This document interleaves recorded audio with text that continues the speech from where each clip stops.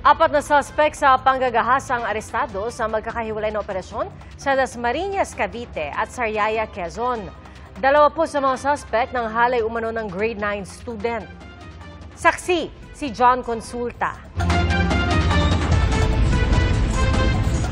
Pasakay na sana ng tricycle ang ilan sa mga suspect nang maharang ng mga operatiba ng Regional Intelligence Division 4A sa Dasmariñas, Cavite.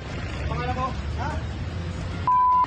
Iguaran ko pares ka sa kasong statutory rape. Dalawa sa apat na suspect ang inaresto dahil yan sa pang-aabuso sa isang grade 9 student. Sumbong ng biktima, nagpunta siya at kanyang nobyo sa bahay ng kanilang kaibigan at doon nag-inuman.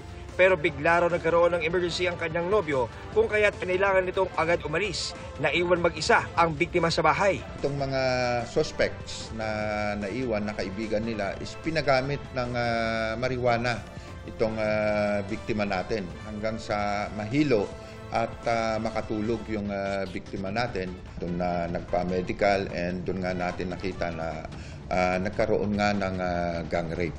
Patuloy na tinutugis ang dalawang iba pang suspect. Sa Dasmariñas City pa rin, timbog ang isa pang rape suspect na matagal na pinaghahanap ng Regional Intelligence Division 4A. Ang suspect, inakusahan ng pangahalay ng stepsister. Nangyari raw ito nang bisitahin ng biktima ang kanyang umuwing amang OFW na sa ibang bahay na nakatira.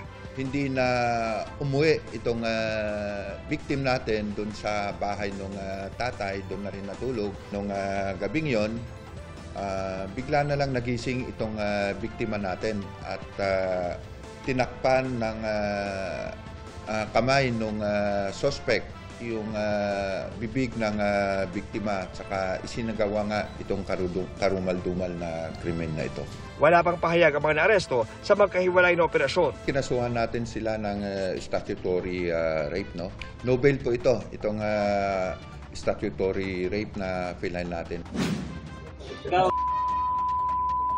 Ay naaresto po sa sarang paglabag sa RA 9995. Kalaboso rin sa operasyon ng PNP Anti-Cybercrime Group ang target na subject sa Sariaya, Quezon.